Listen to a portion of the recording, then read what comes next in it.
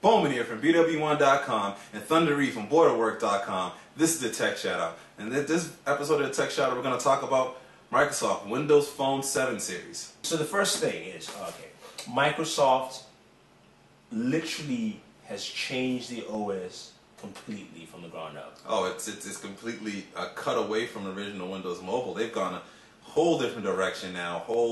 They basically took in their Zune HD interface and they're looking at their UI and they pretty much imported it into their new Windows Phone OS. They completely cut themselves away from 6.5. Yeah, they definitely did. I mean, and it's one of those things where, the discussion beforehand, before we had everything was, are they going to have two different lines? There was the whole rumors where there'll be a Zune phone, which would be Project Pink, supposedly, and then there'll be, the traditional Windows Mobile. I think the Project Pink stuff is something different. Yes. I think that's more going to, with their Danger acquisition and stuff, that's going more into that direction. I think that's what that mainly is. I think it's going to be more social than anything else. It'll probably have some elements of the Windows Phone interface, but I think they're marketing that differently. It probably will, but isn't funny when you say it's more social, because this is demos we've seen from Windows, the new Windows Series phone. See, I can't even pronounce it properly. Windows Phone 7 series. Yeah. Already, the social networking implement is embedded with the device. I mean, your Facebook, Twitter, all that stuff is already in. And they pretty much, I like the way they pretty much manage everything in what they call hubs. Yeah. And you have your people hub, which is basically all the social interaction. You have your contacts, and your contacts link up with your Facebook, MySpace, Twitter, whatever social networking you have, whatever it'll be compatible with, links all in within there, and you can comment, interact with right within there, all within that one contact. All that pretty much unified contact all in one space, which is pretty cool. It is. I mean, it's one of those things. I think if you look at the fundamental look, like you said, they imported the whole Zune HD UI and threw it in there because going back to Zune HD, it was simplicity to a point. I mean, literally what it was. Everyone was, once Apple came out with the iPhone and the iPod Touch, everyone was going that route where you had to have icons for your individual apps. Big buttons, candy, which I call the Fisher-Price interface. Exactly. What it was, but now basically what Microsoft did is said, no, let's go simple, elegant looking, and straight to the point. And there is a very refreshing feel when you see that. Yes. It looks nothing like anything else that's out there to its advantage. Yeah. I would say though, however, their integration, their whole kind of wrapping of the way they're doing the operating system is very much going in an Android approach. Yeah, it is. More so that I don't think they're worried about Apple. I think they're more so worried about competing against Google in that space. Oh yeah, definitely. Because they're both doing the same thing. They're just offering an operating system. Yeah, I mean, you think about it.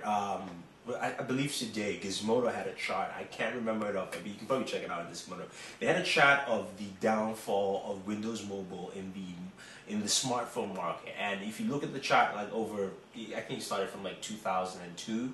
Windows Mobile was king before even the whole idea of smartphone was even there. It was already top of the line. And there's once I believe around 2-3 years ago, there was a sharp decline because there was no innovation, there was no push forward. There's nothing at all. I mean, what kept it alive was the community, the fact that you could throw skins, you could customize, you could throw ROMs and do whatever you had to.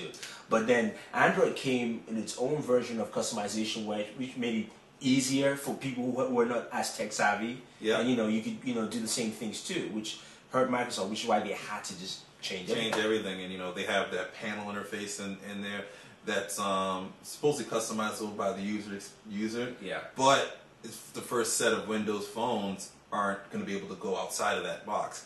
They're really going to have pretty much clone phones for a little while. It's going to be certain hardware specs, which are, I think, 5-megapixel camera, multi-touch screen. Then the screen's got to be 3 inches or better. I think. Yeah, it has to be three inches or better. Also, it must be Snapdragon at, I think 1 gigahertz processor. 1 gigahertz or minimum down clock to 750 or 766. That's literally it, because just think of the HTC HD2. That is the bare minimum specs and up. That's it. Yeah. Which it's just a good thing that they're doing that. They're upping the game by doing that. They're forcing manufacturers to say, no, premium, high-end, specs, none of that bull crap he was doing before. Not just we're just gonna hand it to you. You can do whatever you want to do with it. That was one of the things that killed them before. This time, no, they're not gonna allow that to happen. They gotta have high end specs with it. And obviously, I'm pretty sure the 1 gigahertz processor, it has to tie in with the games with the Xbox integration inside of it. I think that's pretty cool. Right now, you can see your avatar and you can see your recent achievements and your I think people can nudge you and poke you through the games stuff and like stuff that. You can like also that. do turn by turn, gaming. Do stuff like Scrabble, whatever games that have this kind of capabilities. And I'm sure you'd probably be able to download Contra and things like that. Yeah, I'm pretty sure a lot of that stuff's going to come right within there. What's going to be nice is I think the problem is a lot of people are expecting too much from that Xbox Live integration, but they're going to give you the right amount that it's going to be implemented properly. I mean, true, but I think what it is that since the phone doesn't have true, it's not a true multitasking phone. Microsoft said apps will be paused. I mean, so basically it's not like it stops the app, but it'll be paused and then you can go back to it. Yeah. Which does allow for gaming if you think about it. Yeah. Because if Microsoft really wants to push it on both ends, you have a 1 gigahertz processor that can do a lot, probably basically more than what the DS does at this point in time.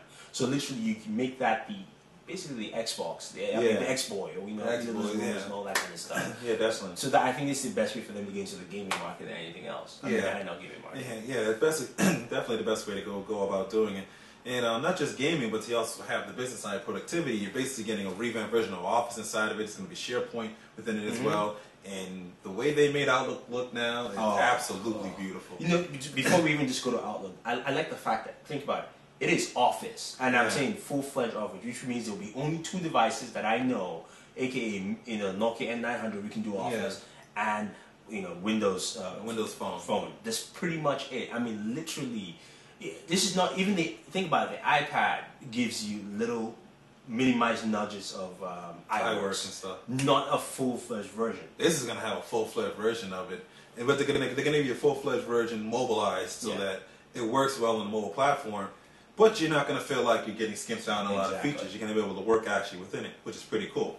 Yeah, it is. It definitely is. And again, just from what we heard, we haven't seen much of Outlook yet because I'm sure there's still a lot to delve in the phone. But I mean, everyone is raved that Outlook literally is the email client on the phone. It beats everything out there. Excuse me. I think they got smart. They saw with Android the time with Gmail. Yeah. That's what made me kind of move my email to Gmail was because how well it integrated with the phone.